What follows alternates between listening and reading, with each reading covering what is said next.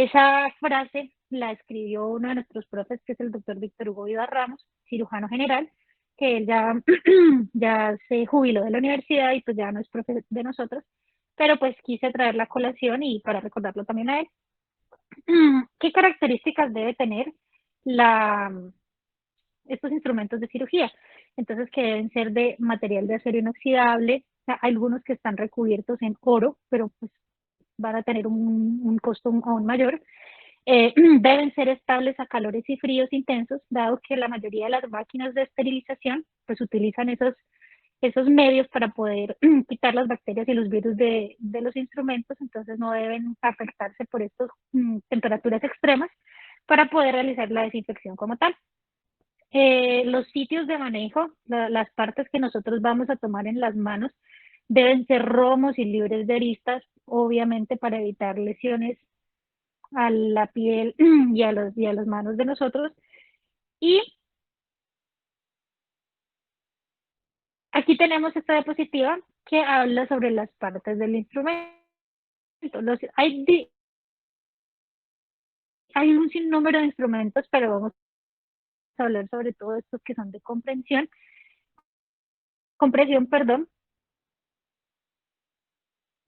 en donde vamos a tener varias partecitas. Entonces vamos a tener en la parte superior,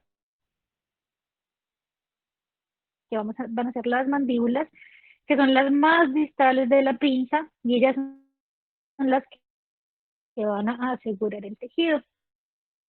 En estas mandíbulas van a ser, dependiendo del instrumento, de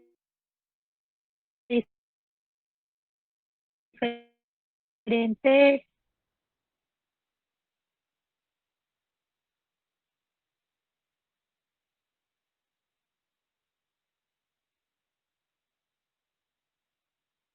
características, algunas van a ser traumáticas y otras van a ser atraumáticas. ¿Qué significa traumáticas? Que van a generar una lesión en el tejido, ya sea por penetración o por radura, en algunas ocasiones se necesita, y las atraumáticas son aquellas que tienen unas muelitas que son muy pequeñitas, son romas, que evitan que el tejido se mueva dentro de ellas, pero pues no lo van a lesionar de gran forma. La caja de traba es la que seguimos de arriba para abajo, es el mecanismo de cierre de cremallera de la mayoría de los instrumentos quirúrgicos. ¿Listo? Tenemos el mango, que es como el intermedio y es el área entre la caja de traba y las anillas. Ese mango puede variar de tamaño. Hay mangos pequeños cuando las pinzas son pequeñas y hay unos mangos un poco más largos,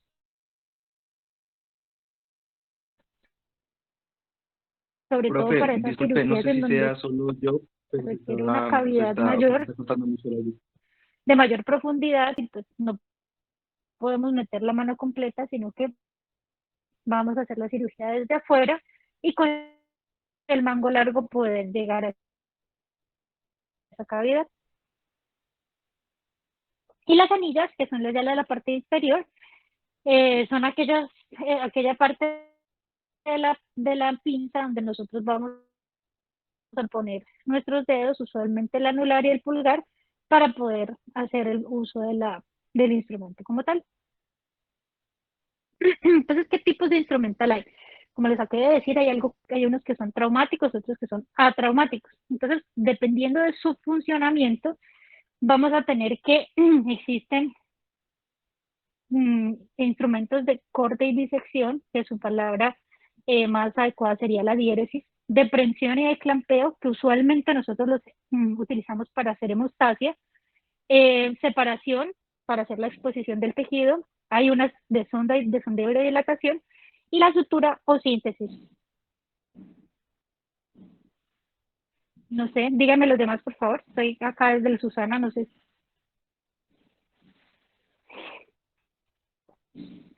¿Aló?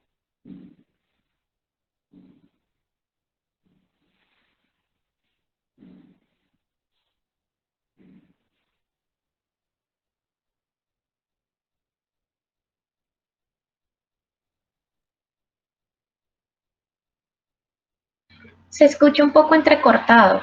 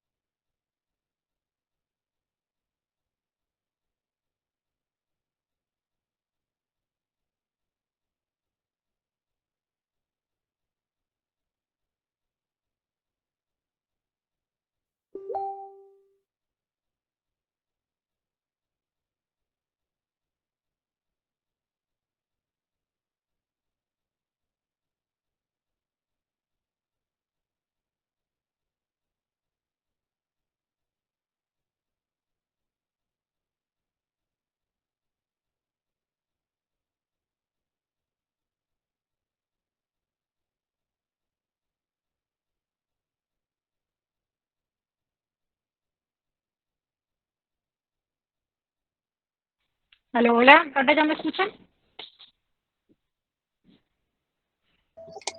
Sí, ahora sí. Hola. Ay, Dios mío. ¿Hasta cuándo escucharon o no escucharon nada de la charla? No, profe, es que se le escuchaba, pero se le escuchaba muy, muy bien entrecortado. Entonces vuelvo a comenzar entonces. Porque no sé qué habrá pasado, pero bueno, esperemos que ya no moleste más. Bueno, entonces voy a volver a presentarte.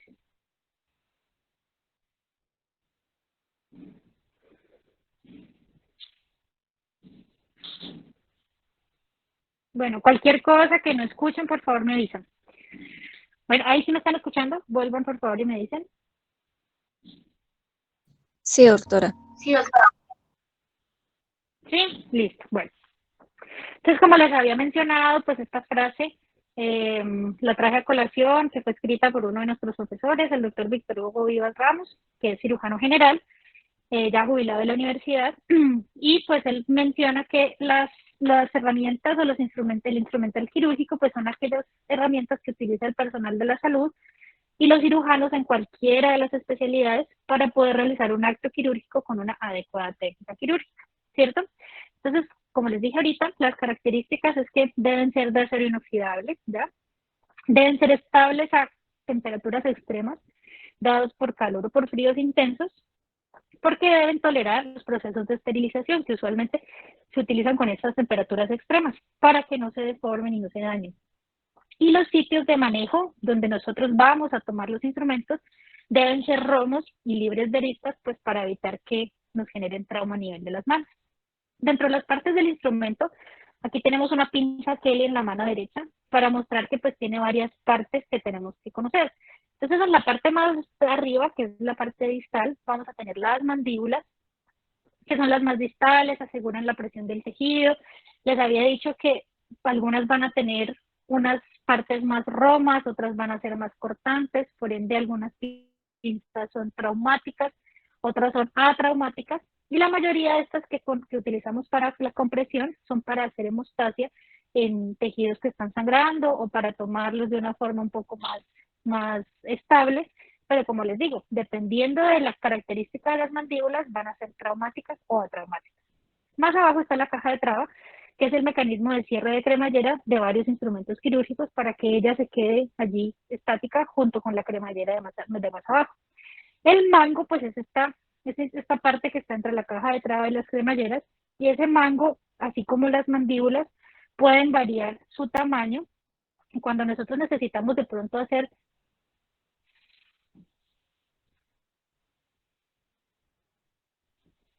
ay, pero ¿por qué no me dicen?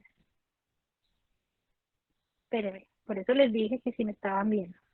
Bueno, pues vamos a ver.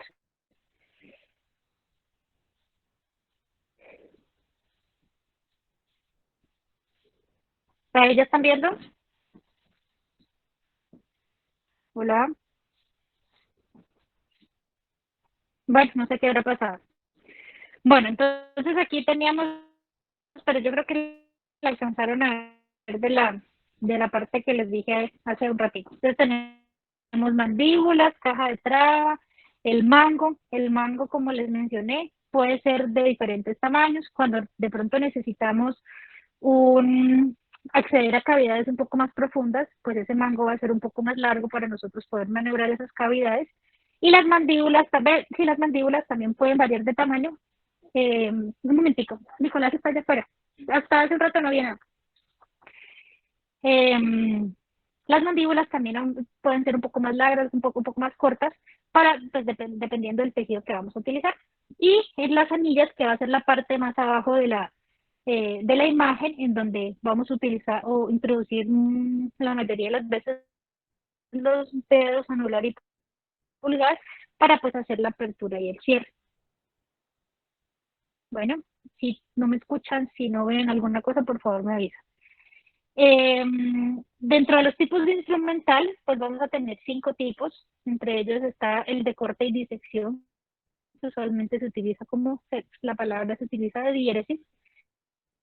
También está para prevención y clampeo, como les mencionaba anteriormente. Esa pinza que usualmente uno hace una prevención para tomar algún tejido o para tomar algún vasito que está sangrante, entonces eso me va a ayudar con la hemostasia.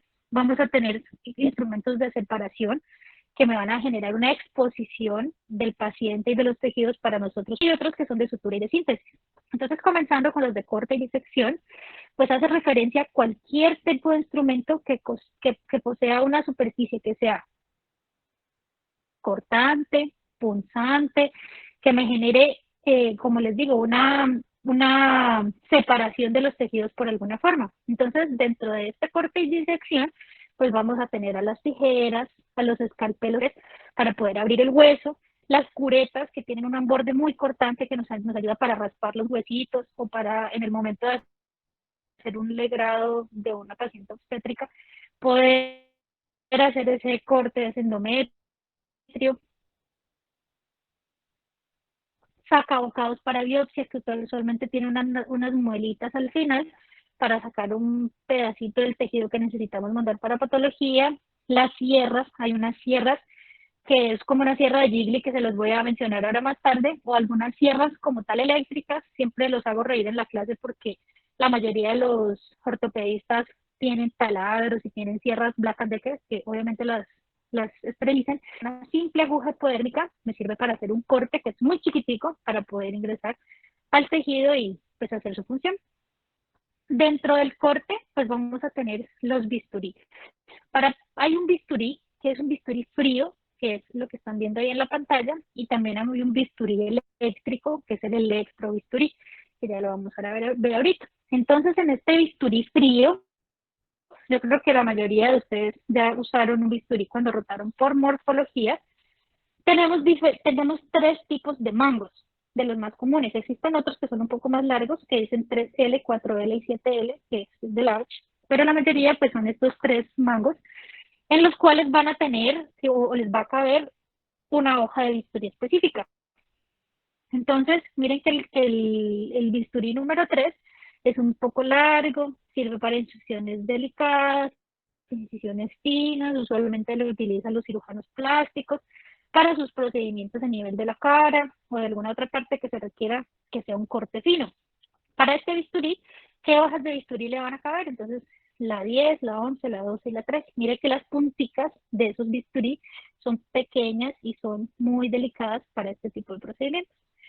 Estas mismas hojas de bisturí las comparte el 7, que es el de abajo, que miren que es un poco más delgado, también es un poco más largo, sirve para áreas profundas y pequeñas, y lo utilizan también los plásticos o los otorrinos cuando necesitan hacer alguna incisión a nivel de la nariz o de la boca, y mire que las puntas también son bien delicadas. Y tenemos el bisturí número 4, que ya es un poco más grueso, un poco más grande, le caben las hojas de bisturí 20, 21, 22, 23, 24, 25, excepto el 25 que tiene una punta un poco más delgada. Miren que la hoja de estas hojas de bisturí es un poco más grande y de mayor amplitud, porque si necesitamos hacer una laparotomía, que es abrir el abdomen, pues con un bisturí chiquitico, pues obviamente nos demoramos mucho tiempo y no va a ser tan certero como la apertura del abdomen cuando necesitamos hacer algo para un abdomen agudo. En cambio, con las número 4, que son de mayor área, entonces podremos hacer una cirugía un poco más fácil cuando son cirugías grandes, ¿listo? Tener en cuenta que a cada mango de bisturí se le asigna una hoja diferente, no a todos les caben las mismas, como les acabo de mencionar, ¿listo? Entonces, estos son los bisturís fríos, ¿ya? Que usualmente los han visto en la parte de morfología. Y tenemos algo que utilizamos mucho, que es el electrobisturí, en el cual, por medio de una serie de ondas de energía y con un electrodo, me va a generar corte, me va a generar coagulación. Dependiendo de la altitud de la onda y de la amplitud, me va a generar cualquiera de los dos resultados. Entonces, entre los complejos sean más cortos pero más altos, eso me va a generar más un corte. Y si los complejos son más anchos y más bajitos, me va a producir la coagulación. Y cuando ya tengan la posibilidad de volver a los escenarios clínicos, se darán cuenta que es muy importante utilizarlo porque a medida que uno va cortando, pues va generando sangrado y con eso podremos hacer un mejor control de la hemostasia. Hay que tener en cuenta que a veces nos sobrepasamos un poco en el uso del electrobisturí y quedamos y hacemos mucha necrosis grasa del tejido. Y acuerden que la necrosis puede ser un poco un caldo de cultivo para las bacterias y muchas veces esa es la causa de las infecciones del sitio operatorio.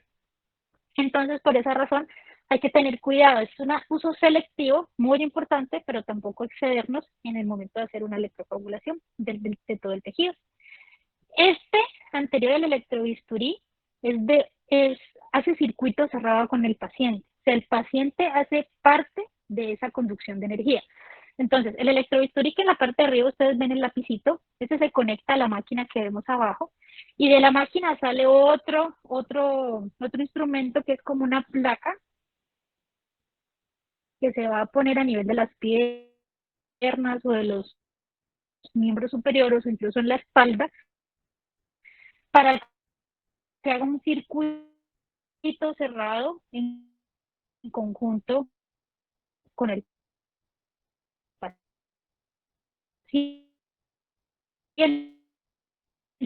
Por eso es tan importante que si los pacientes van a cirugía, deben quitarse los aretes, cualquier cosa de metal que tengan puesta, porque acuérdense que el metal, al igual que la punta de este electrobisturí, mire aquí voy a estar agrandando la imagen, esta puntica es de metal y ella es la que genera el corte o la coagulación. Entonces, si tiene otro metal en alguna otra parte, pues me va a generar lo mismo porque el paciente está dentro de ese circuito y pues se va a quemar. Entonces, por eso es tan importante quitarse los aretes y todas las cosas de metal que tenga. Y aquí el paciente hace parte del circuito. En cambio, en estos dispositivos también de coagulación, ya no el paciente no hace parte del circuito, sino que el circuito está simplemente entre las dos mandíbulas, así como lo pueden ver.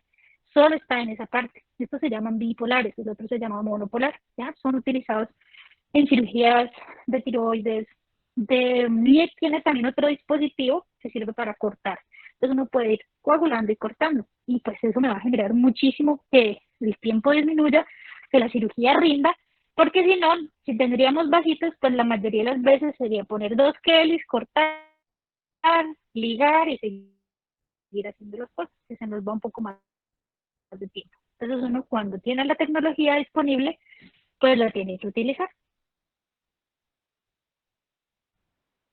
Dentro de esos mismos eh, instrumentos de corte, pues vamos a tener las tijeras. Existen diferentes tipos de tijeras para diferentes procedimientos. Entonces, tenemos que tener en cuenta que la que más ustedes conocen va a ser esta, que es la tijera de Mayo, ¿cierto? Que es aquella que va a cortar material, corta los hilos, corta tela, corta las suturas, bueno, corta todas esos materiales que utilizamos usualmente en cirugía y que se pueden cortar con esta tijera. Y tenemos la otra tijera, perdón, que es esta, la de Metzenbaum a la derecha, que es aquella que nos va a cortar el tejido. Entonces, como les digo, necesitamos cortar la grasa, necesitamos cortar la piel, necesitamos cortar músculo. etcétera, lo que necesitemos cortar. Y esta tijera de Metzenbaum es aquella que se va a cortar los tejidos, a diferencia de la de Mayo, que es la de la izquierda. Esta tijera de la mitad es la tijera de Lister. Ven que tiene una partecita roma en una de las punticas, ¿cierto? Entonces esa punta roma va a ir en contra de la piel, o sea, va a estar sobre la piel, y la otra va a estar contra lo que se quiera cortar, que usualmente sirve para cortar los yesos, ¿ya? Entonces uno mete una mandibulita para la piel, para que quede entre la piel y el yeso, y la otra queda por fuera y se pueda cortar. Entonces mire que tiene una punta que es atraumática para no generar daño a la piel del paciente. Tenemos estas tijeras vasculares, que la mayoría que nosotros utilizamos es la de abajo, la tijera de Potts, en la cual tenemos un ángulo establecido. Las puntas de las mandíbulas son súper cortantes y muy precisas, porque en muchas ocasiones se requiere cortar un vaso con la precisión exacta para luego poderlo volver a anastomosar, es volver a unir. Estas tijeras, la tijera de Littauter, como la pueden ver aquí, es para cortar la sutura. Ya dijimos que la de Lister tiene una punta roma. Esta de acá tiene una punta cortante, así como una cóncava, que es para poder enganchar el puntico de sutura y poder cortarla. Casi nosotros no las tenemos en los servicios, casi siempre nos toca quitar los puntos de sutura con una hoja de bisturí 11 que es bien puntudita, pero si el servicio la tiene disponible, pues se puede utilizar. Muchas más tijeras existen, pero estas son como las más representativas para que ustedes las tengan presentes. No se me asusten, que yo los voy a adicionar ahora a una cuenta de Google Classroom para subirle las clases y unos videos que no se pueden cargar ahorita, pues porque los traía en el celular en las diapositivas, se los subo también al Google Classroom para que miren cómo es entrar a un quirófano, qué tipos de cirugías se pueden hacer. Ahorita les voy a mencionar sobre las grapadoras mecánicas, entonces para que miren cómo se utilizan las grapadoras mecánicas. Entonces no se preocupen que estas diapositivas las van a tener en su Google Classroom. Como les mencionaba anteriormente, también hay algo para corte, que son las sierras quirúrgicas, ¿cierto? Entonces tenemos un sinnúmero de estas, que pueden ser la pinza de Ferguson, listo. Y la sierra de Jiggly es esta de acá abajo, que siempre les digo que parece el signo de Batman, pero la sierra es el arito que está allá abajo. Y ese aro usualmente uno lo mueve para un lado y para el otro, tiene unas pequeñas muelitas que nos facilitan cortar los huesos. Cuando, por ejemplo, necesitamos hacer una amputación por X o Y razón, un paciente diabético que tiene un pie diabético y toca amputarle alguna parte del pie, o si es un pie diabético y que necesite una infracondilia, o sea, debajo de la rodilla, o supracondilia por encima de la rodilla, pues vamos a necesitar esta sierra de Jiggly para hacer el corte del hueso, o también esta sierra de amputación que ven aquí a mano derecha. ¿Listo? Ya pasando al otro tipo de instrumental, tenemos las de prensión y de clampeo, que es un instrumento, así como vimos la Kelly al inicio, que entre esas mandíbulas abrazan el tejido, cogen el tejido para poder sostenerlo, para poder hacer hemostasia. Hay diferentes tipos de estos de prensión y de clampeo, como ya les dije, unas traumáticas, otras atraumáticas, pero la mayoría tienen un diseño que es anillado, que es anillado, que tiene muelitas pequeñitas que me van a generar una buena compresión sin hacer tanta lesión. Entonces sirven para pinzas hemostáticas, son los portagujas, son de prensión y de clampeo. No vamos a tener entre las mandíbulas tejido vivo, sino una aguja como tal. Sirven también para hacer disección, para la manipulación y separación de las estructuras. Entonces vamos a tener que entre estas pinzas de prensión y de clampeo hay unos clampeos fijos y hay unos clampeos móviles. Entonces dentro de los clampeos fijos, pues tenemos como la pinza, la Kelly que les mencioné anteriormente, las pinzas Alice, Foster, Corazón, que ya las veremos más adelante. Entonces miren, aquí vamos a tener varios tipos de finalización, perdón, de las mandibulitas. Mire, por ejemplo, esta que estamos viendo aquí en la parte de arriba, son anillados, es atraumático, se llama la pinza de Foster. Usualmente nosotros podemos tener tejido, cogemos la vesícula y no la lesiona. A veces se puede coger algo del intestino sin lesionarlo, pero la mayoría de las veces utilizamos para coger la vesícula en una cirugía abierta. Esta pinza de Alice, que la tenemos aquí en la mitad, miren que ya no es tan atraumática como la anterior, sino que las muelitas son un poco más puntudas. Sirve para tomar tejidos gruesos y no podemos coger el intestino con esta porque muy probablemente la va a perforar. Nos sirve, por ejemplo, para coger la fascia o el músculo. Y esta que es la pincita de Baco, la que tenemos aquí en la parte de abajo, miren que es como una, en la parte final, son como unas abrazaderas atraumáticas totalmente. Miren, en la mitad usualmente queda el intestino tomado sin lesión de este como tal. Lo utilizamos para tomar el intestino, para tomar el apéndice, cuando hacemos apendicectomías, y pues me va a evitar la lesión de la serosa. Esta pinza dual, siempre les digo que es como una hermanita de la Bacoc. La Bacoc sirve para coger los intestinos y esta dual sirve para ustedes ya. Bueno,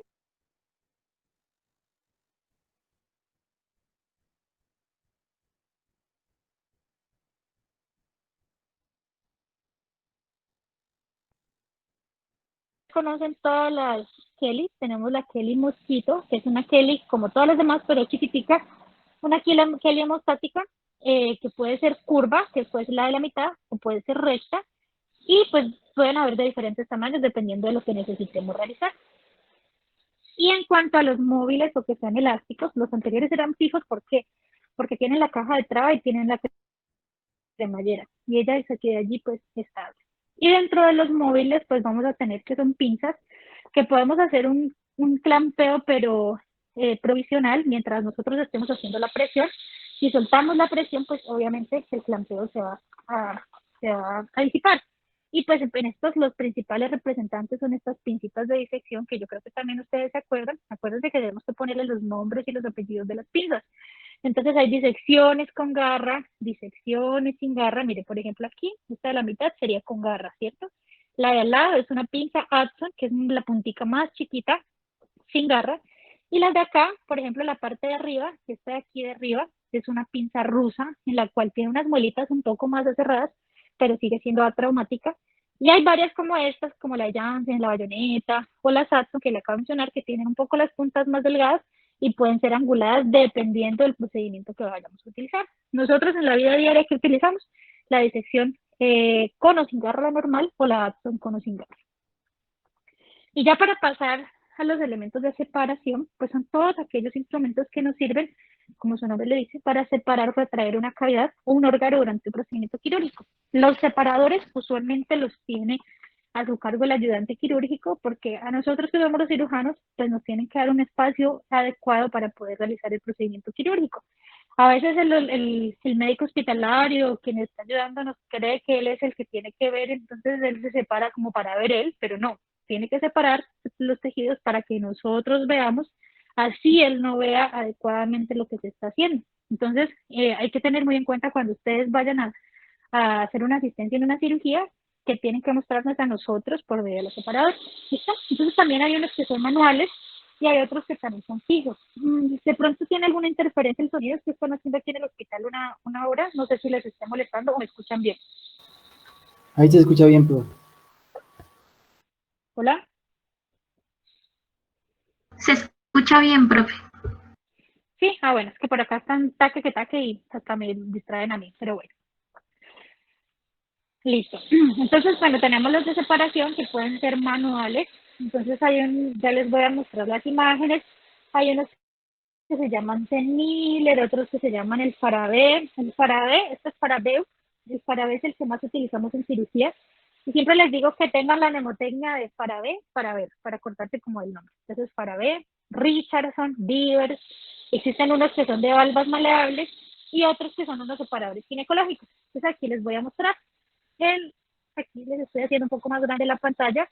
En la parte superior izquierda tenemos una valva maleable. ¿Qué significa que sea una valva maleable? Que nosotros la podemos modificar dependiendo de lo que necesitemos, doblarla para un lado, doblarla para el otro, dependiendo de qué sitio queremos entrar. La de al lado se llama Doyen, que es muy parecida a esta de acá, que se llama Richardson, la ven acá grandota. Usualmente esta Doyen y la Richardson la utilizamos para pacientes muy gorditos, que tienen mucho tejido adiposo, y que con un simple separador de Faraday no vamos a poder llegar a la cavidad, sino que necesitamos un poco más de área para poder separar, ¿ya? Tenemos otro que es el Harrington, creo que tenemos un Harrington allá en el laboratorio de simulación. Estas valvas suprapúbicas, las ven aquí en la mitad, se utilizan mucho para la separación abdominal.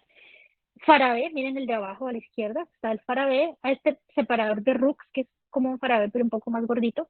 Los Ed Miller son más delgados para cirugías de pronto pediátricas, en donde se les hace una incisión un poco más chiquita y no, pues no vamos a meter un separador gigantesco, sino que se va a necesitar uno más pequeño. Y tenemos, por ejemplo, estos que son separadores fijos, como el finoquieto, que lo podemos ver aquí en la mitad. Ese finoquieto es muy importante en la cirugía de tórax.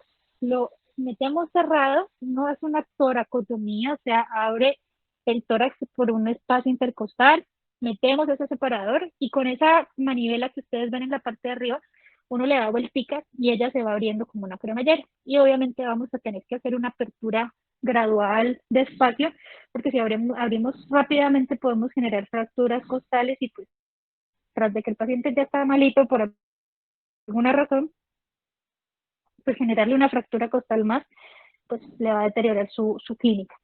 Entonces eso se llama finoquieto y vamos a tener también estos de acá que se llaman divers, que son un poco largos, son convexos y nos sirven para las profundidades. También cuando los pacientes son muy gorditos, también nos sirve para separar los tejidos intraabdominales y los órganos. Bueno, y tenemos los autoestáticos o fijos. Acá se me fue este, que fue el finoquieto, que es fijo. Y tenemos acá los autoestáticos o fijos. Miren el Balfour, que es el del lado izquierdo, utiliza la valva suprapúbica que la vimos anteriormente, que sirve para la cirugía abdominal, pero aquí ya se pone con el equipo completo, uno lo puede asegurar hacia los lados, mire que tiene aquí unas maripositas al lado izquierdo y otro en la mitad, y lo podemos dejar en una apertura, pues la apertura deseada, y nos sirve y nos libera muchas manos, porque en muchas ocasiones no tenemos tantos ayudantes quirúrgicos y necesitamos que nos hagan una apertura del abdomen bastante amplia, entonces podemos poner ese Balfour y el médico ayudante nos puede ayudar con otro procedimiento, ¿listo? Entonces nos libera muchas manos. Este también es un separador abdominal, el de la mitad, que no utiliza valva suprapúbica, se puede utilizar en los pacientes pediátricos. Y este es el finoquieto que les mencionaba hace un ratico. Miren que tiene la manivela aquí al lado izquierdo, uno la va moviendo hacia los lados para poder hacer la amplitud que uno quiera y se queda estático y usualmente se utiliza para los procedimientos de tórax. Hay otros que son también fijos, son un poco más pequeños. Miren que estos se maniobran solamente con la mano y sirven para separar tejidos a nivel de la mano. Miren este del lado izquierdo, que puede ser un Gelpi. Miren que tiene unas punticas bastante agudas a los lados y esos son obviamente traumáticos. Hay que ponerlos en sitio donde no se vaya a generar una mayor lesión, por ejemplo, al lado de un vaso o al lado de... Espérenme un segundito. ¿Me va a decir algo, profe? A ver. No ponerlo al lado de una estructura vascular porque muy probablemente la va a romper, no ponerlo al lado de un nervio porque me puede generar lesión del nervio. Usualmente se ponen los músculos para poderlos retraer. Miren, tenemos separadores de mastoides, que es el del lado derecho arriba, y este Belkman, que es el de abajo, que también queda con una amplitud que uno pues la necesite y puede angularse para tratar de llegar de pronto a una profundidad mayor haciendo esa angulación. Entonces, mire que todos estos son separadores fijos. Nosotros casi no utilizamos estos por la forma en la que operamos, pero por ejemplo, cirugía vascular sí lo utiliza el del lado izquierdo, que es un Gelpi, separando los músculos cuando necesita hacer alguna reparación vascular en los miembros superiores o los miembros inferiores. Ya pasando a los instrumentos de drenaje, pues son todos esos materiales y equipos de kit de cirugía que nos ayudan para, como su nombre lo dice, drenar algún líquido, alguna cavidad que se necesite drenar. Entonces, por ejemplo, tenemos que también nos ayuda para la limpieza, aspira, succiona los líquidos de la cavidad del paciente al exterior a través de elementos e instrumentos. Entonces tenemos, por ejemplo, las cánulas de succión, tenemos una Fraser. La Fraser es una cánula de succión muy pequeñita. La cánula de Jan Kauer, que es la que mayormente utilizamos en cirugía, ya les mostraré las imágenes, la de POT, la canalada, la sonda de Andrews, y pues todas estas sondas irán conectadas a un caucho de succión y ese caucho de succión irá conectado hacia un reservorio donde irá a parar pues el líquido que estamos drenando. Entonces, por ejemplo, esta chiquitica es la de Fraser, le digo chiquitica porque es bastante delgada, entonces son para cirugías pequeñas, cirugías de tiroides, cirugía de miembros a nivel de la mano, y el cirujano de mano la utiliza mucho, y el cirujano plástico también, porque mire que obviamente la puntita es mucho más pequeña. Y tenemos esta que es la de Jan Kauer. Estos ejemplares, la fotico que les muestro aquí, pues es de plástico. La mayoría de las instituciones la tienen en metal, en acero inoxidable, y ellas son de un poco más de diámetro, la que usualmente utilizamos para las cirugías abdominales o las cirugías en tórax. Bueno, todas estas nos sirven para aspirar. De la punta de la otra punta contraria, pues irá conectada al caucho de succión y luego pues al reservorio donde irá a parar el líquido. Los dilatadores, como su nombre lo indica, son aquellos instrumentos que nos sirven para aumentar el diámetro de un orificio, ya sea natural o artificial, que se requiera dilatar. Entonces, por ejemplo, los pacientes que tienen estenosis a nivel de la vía biliar, por ejemplo, del colédoco, se pueden meter dilatadores o sondas para poder aumentar el diámetro y hacer que la bilis pase sin ningún problema. Por ejemplo, los bebitos que nacen con el ano incorporado, ¿cierto? Entonces, cirugía pediátrica les hace un ano nuevo, pero pues él no va a crecer con los pacientes. Entonces, cada determinado tiempo van a tener que hacerle dilataciones anales para que el paciente pueda hacer sus defecaciones normales. Por ejemplo, los pacientes viejitos que tienen estenosis a nivel de la uretra, que no pueden orinar, pues van a tener que hacerles una dilatación progresiva de la uretra para que pueda posteriormente hacer su diuresis sin problema. Y también pacientes con estenosis esofágicas, vamos a meter balones o dilatadores para hacer que la luz aumente y el paciente pueda comer y pueda deglutir. ¿Listo? Entonces, por ejemplo, para sondeo y dilatación tenemos estos de acá arriba a la izquierda, que son los dilatadores. Mire que comienzan del de derecha a izquierda, comienzan más delgaditos hasta pues el diámetro que nosotros requiramos según la necesidad del paciente. Estos son los de Fogarty. Los Fogarty son aquellas sondas que nos sirven sobre todo en cirugía vascular y también sirven para la exploración de vía biliar. Vascular, ¿por qué? Porque llega un paciente, supongamos que tiene una herida de la femoral. Entonces, toda su cascada de coagulación se activa porque el paciente, su fisiología dice que toca hacer un coágulo para poder dejar de sangrar, para que no se vaya a morir desangrado. Entonces, él empieza a hacer coágulos intravasculares. Entonces, cuando nosotros ya lo llevamos a cirugía, nosotros tenemos que asegurarnos de que la corrección que estamos haciendo en la arteria tenía un corte o lo que sea que haya tenido y lo estamos corrigiendo. A nivel distal no queden esos coágulos que me pueden tamponar las arterias distales y generar necrosis en los pies o necrosis en los dedos de las manos. Entonces hay una serie de Fogarty de diferente tamaño que los metemos desinfladitos. Imagínense solamente el catéter chiquitico delgadito. Los abrimos ya al final hasta donde llegué e inflado los arrastramos para poder traer hacia la luz de la arteria por donde estamos entrando o de la vena todos esos coágulos que se generaron y que obviamente el flujo quede libre y haya una buena irrigación distal. También sirve para la vía biliar. ¿Por qué? Porque cuando se hace una exploración de vía biliar, pues tenemos que traernos los coágulos, de los cálculos, perdón, hacia el sitio de la incisión y hacer que la vía biliar quede libre de cálculos. Entonces mire que este Fogarty es muy importante para todos esos procedimientos. La sonda canalada, yo creo que ustedes también se acuerdan de ella de morfología. Usualmente uno la utilizaba en morfo para hacer las incisiones en piel, pero esta se utiliza mucho a nivel de urología, sobre todo para en el momento que quieran hacer una cistostomía. ¿Qué quiere decir? Que el paciente no es posible ponerle una sonda vesical por X o Y razón. Entonces tienen que puncionarle aquí el abdomen a nivel suprapúbico para poder meter la sonda hacia la vejiga y que orine por ahí. Entonces el urólogo la utiliza mucho. Tenemos la sonda Foley, que es como les acabo de mencionar, que es aquella que se utiliza para hacer los drenajes urinarios, entra por el pene o entra por la uretra femenina. Cuando ya está en la vejiga, se infla ese balón que ustedes ven allí para que pues no se salga fácilmente. Hay que tener muy en cuenta que muchas veces se pueden hacer lesiones uretrales, sobre todo en los hombres, porque no meten toda la sonda hasta el final de la vejiga, sino que abren el balón o lo inflan en la uretra peneana y generan pues una lesión bastante complicada. Entonces, esto hay que tener en cuenta, tiene su técnica de realizarlo. Entonces, para que le conozcan, es la sonda Foley, que sirve para los drenajes urinarios. También la podemos utilizar en abdomen, en tórax, en muchas cosas, pero su función principal es como el drenaje urinario. Y tenemos esta sonda Nelaton, que también va a ir de diferentes colores y de diferentes diámetros. También nos sirve para drenar la orina, pero la puntica de ellas es normal, o sea, no tiene ningún valor ni nada, simplemente es para hacer un cateterismo vesical que decimos, que es para drenar la orina solamente temporalmente. Nosotros lo utilizamos mucho cuando hay pacientes, por ejemplo, que tienen colecciones intraabdominales y necesitamos dejarle un dren para que después de la cirugía siga saliendo el líquido por ahí. Eso lo ponemos a nivel abdominal. Los anestesiólogos lo utilizan mucho para aspirar las secreciones a nivel de la cavidad orofaringea cuando hacen una intubación orotraqueal o algún procedimiento a nivel en boca. Entonces, son multifuncionales. Bueno, entonces esto está la parte de sondeo y dilatación.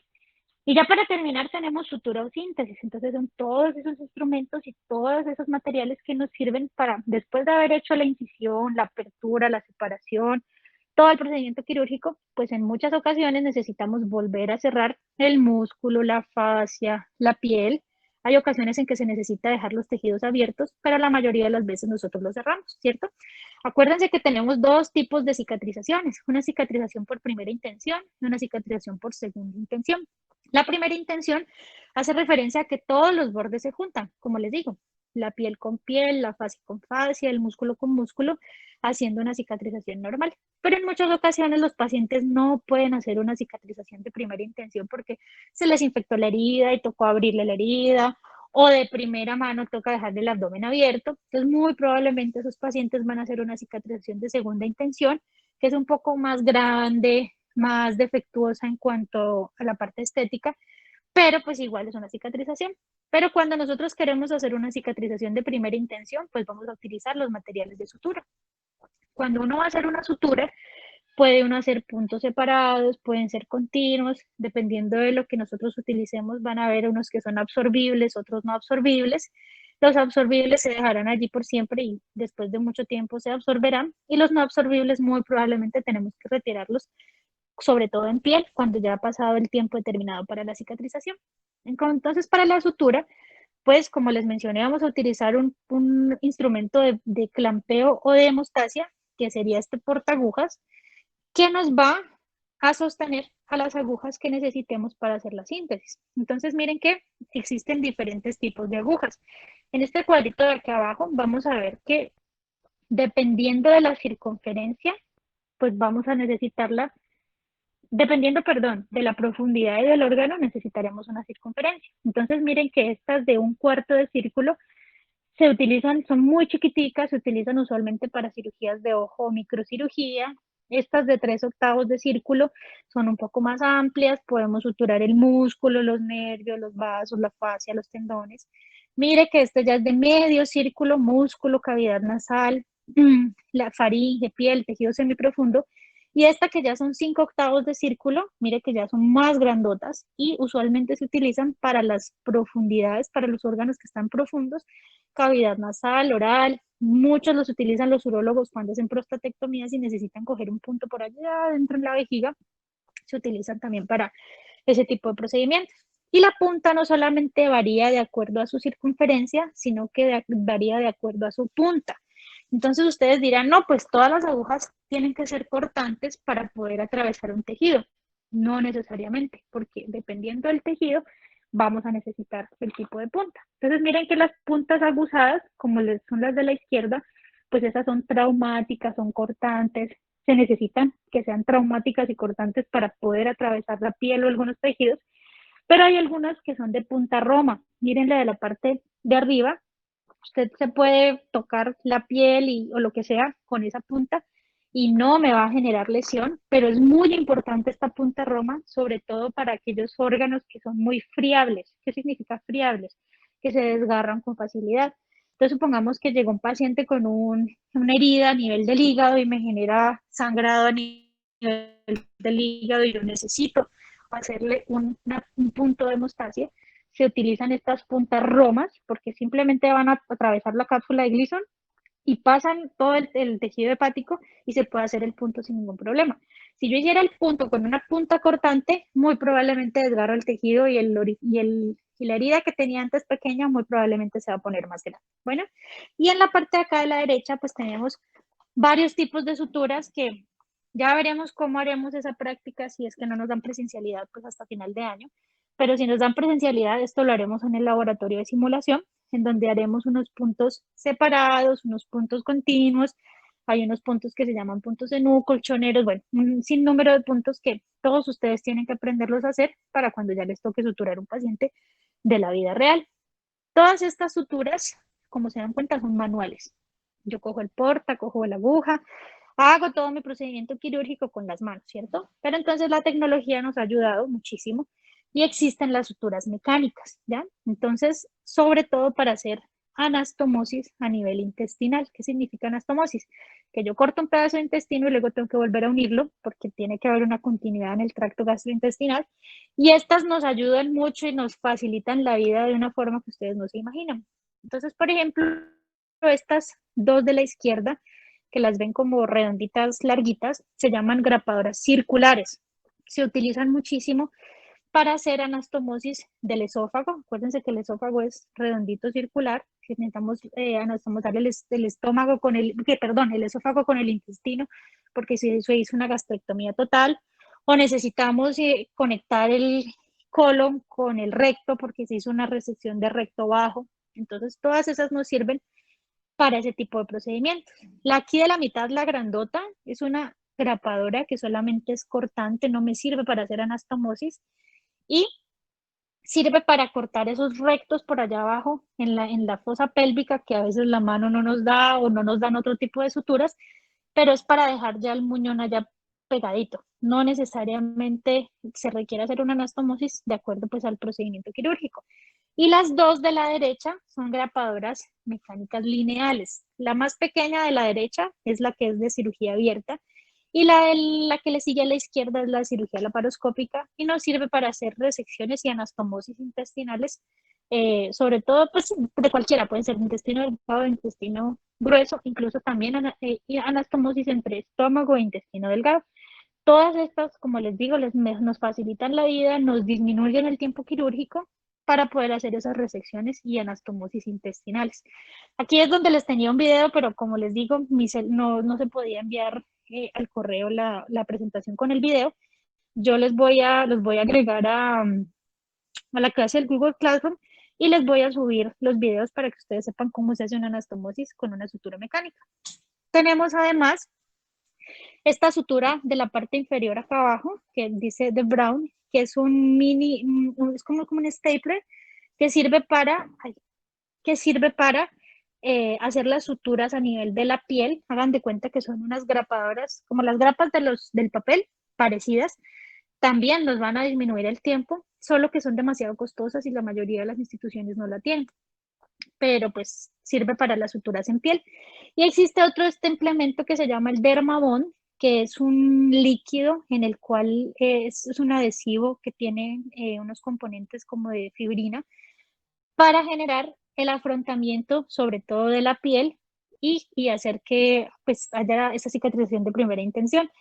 Se utiliza también mucho para los niñitos, los bebecitos que se hacen heridas aquí en la ceja, cuando son muy traviesos, en el mentón, en la cara, y pues ponerle un punto a los niños es súper difícil, tocaría sedarlos. Luego quitarles el punto es más difícil todavía porque son muy inquietos. Entonces esta es una forma de hacer esa sutura por primera intención por medio de este medicamento tópico que se llama el Dermabond. También es costoso, pero pues en algunas instituciones también está disponible.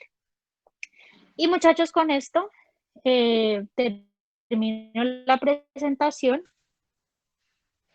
Termino la presentación del instrumental quirúrgico. Déjenme, yo vuelvo aquí a la pantalla. Como les digo, no se preocupen, yo sé que son muchos nombres, muchas palabras, pero la idea es que ustedes se vayan familiarizando, que cuando sea la posibilidad de volver a entrar al laboratorio de simulación, pues para que ustedes los toquen, los miren, los puedan maniobrar. Y los nombres hay que aprendérselos de algunos pero como les digo, yo les voy a facilitar las diapositivas porque al final del semestre existe un examen práctico sobre los nombres de las pinzas, sobre los